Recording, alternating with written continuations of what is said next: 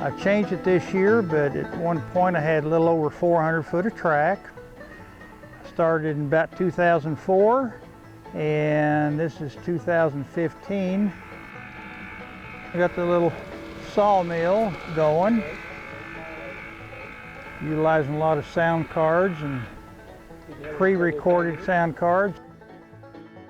I've had a lot of fun with the Stagecoach. I ran it on the portable unit out there at the steam engine show. Early on, just tell everybody that this is pre-steam. It's 4 horsepower, and that's yeah, it's got the Stagecoach sounds. Sit in a friendly Indians.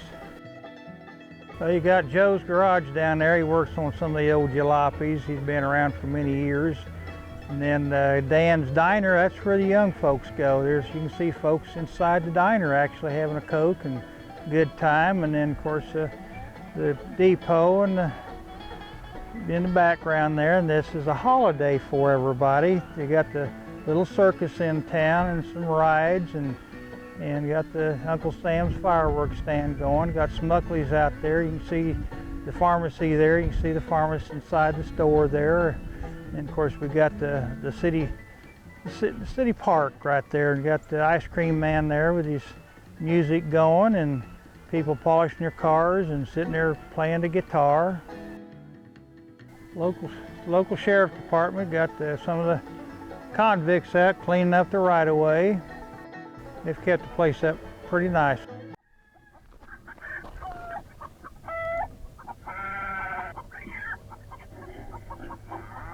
Yeah, that's Martha Fudmuster. That's great.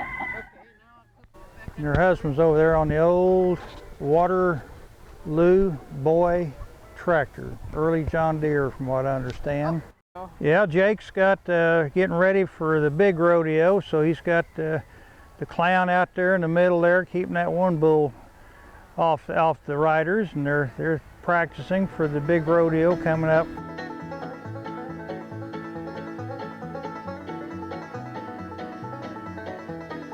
Get up here to the Hillbilly Band.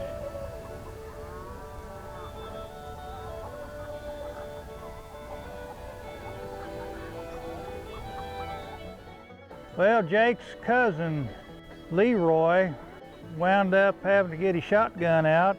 His daughter kind of got in the wayward way. He's got the shotgun there. The preacher's inside the church, and he's gonna get them folks married. Check the battery for the bordello.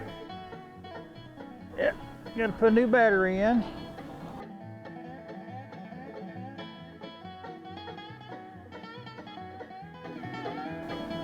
Of course, that's Rosie's bordello, and quite frankly, the amount of income she brings in, she donates to quite a bit to the railroad fund.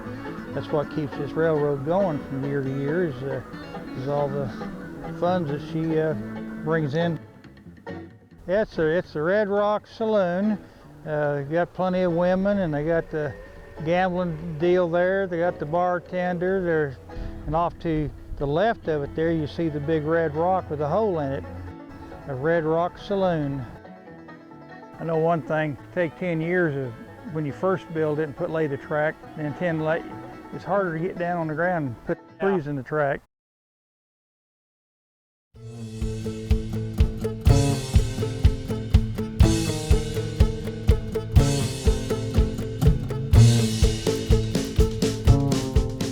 Since the last time we were here, of course, we had a tornado, that came through Kansas right into Missouri here, and pretty well did a lot of damage to our little town here, and they actually had to totally rebuild.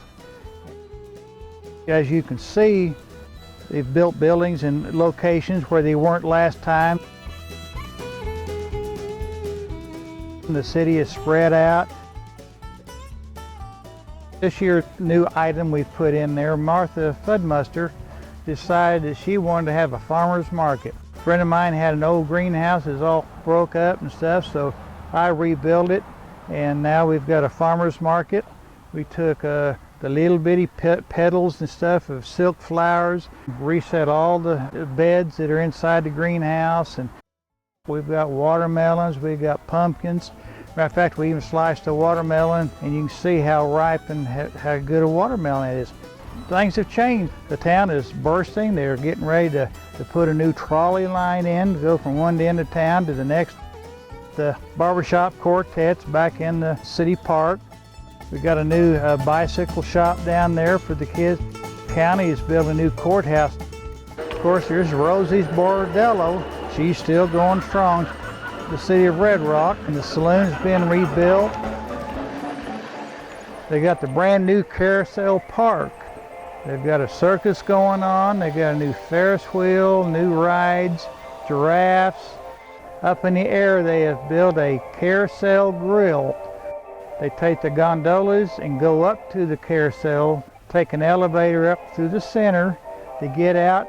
Dining area actually carousels around.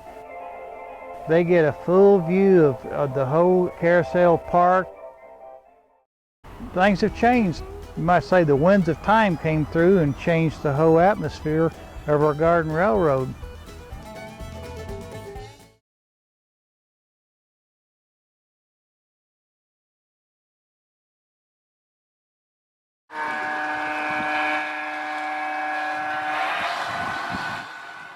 The pergola was here when we bought the house. This backyard where we bought the house was full of weeds. They were 6 foot tall, so we did clear all them out. This was already here and we've utilized it. Having the train run around it, you're sitting right in the middle of the train layout. And I think when sitting here and watching the trains from different vantage points, you just have a different view. It has a little different aspect depending on where you're sitting and what you're seeing. The rocks came from our home farm. I've been using my brother's farm equipment and trucks to haul some of the rock and dirt on. The rocks came from Copperhead Hill, which is my brother's farm here. We'd pick up a rock and we'd have a rake ready to kill the copperhead out. The thing I like about garden railroading is my wife is also involved. She tends to do the gardening and the watering and the landscaping, and I do help her with that. She helps me keep the track clean. We do work together on it, and I think that's one thing that garden railroading has, is the husband and wife usually work together as a family. We're with HO, we're in scale, and clubs I've been in the past, it's primarily been all guys and kind of a guys club. And I do enjoy spending time with my wife and the garden railroad. Melanie's done a lot of the landscaping. She put in the watering system. With the past 2 years we've had severe drought, and the watering system has really saved our plants. It's a drip irrigation system. That would be the main line pipe that would end up going all the way to the faucet at the house, and then we can branch off of it with 1/4 inch line. There's a timer on the faucet so that it comes on every day and runs for 20 minutes.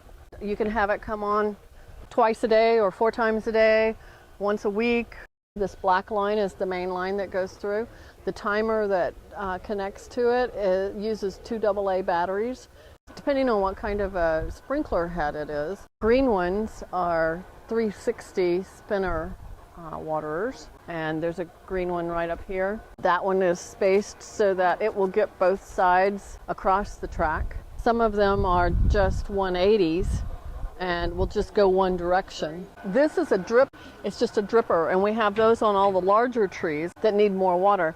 This one you can manipulate so that it will put out several drips, or you can do it just a single one.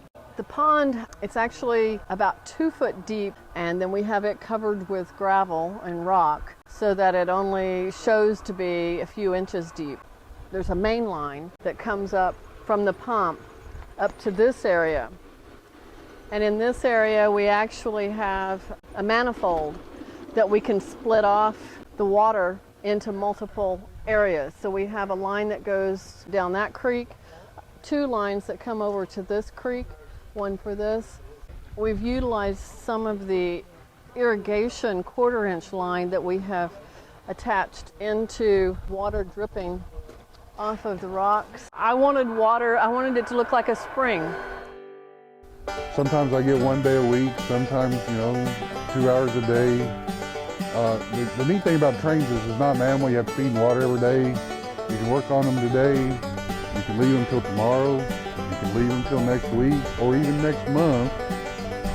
depending on when you want, how aggressive you want to be with them. They're there when you come back to it. So far we've been at it a year and a half and we're still having fun. We're just getting started.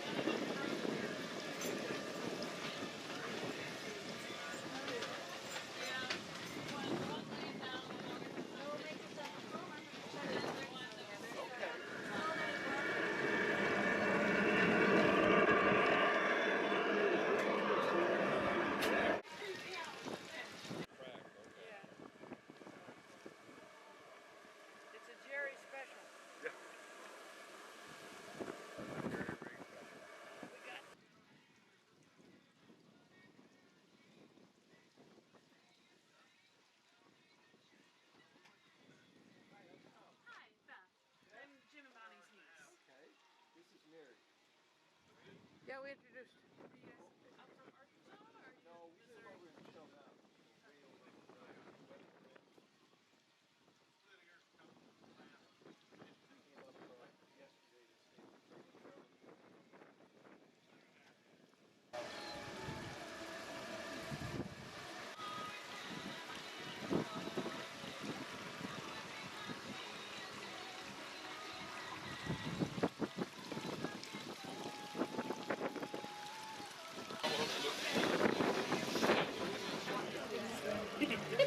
And my daughter-in-law said she said it's a fancy slicer.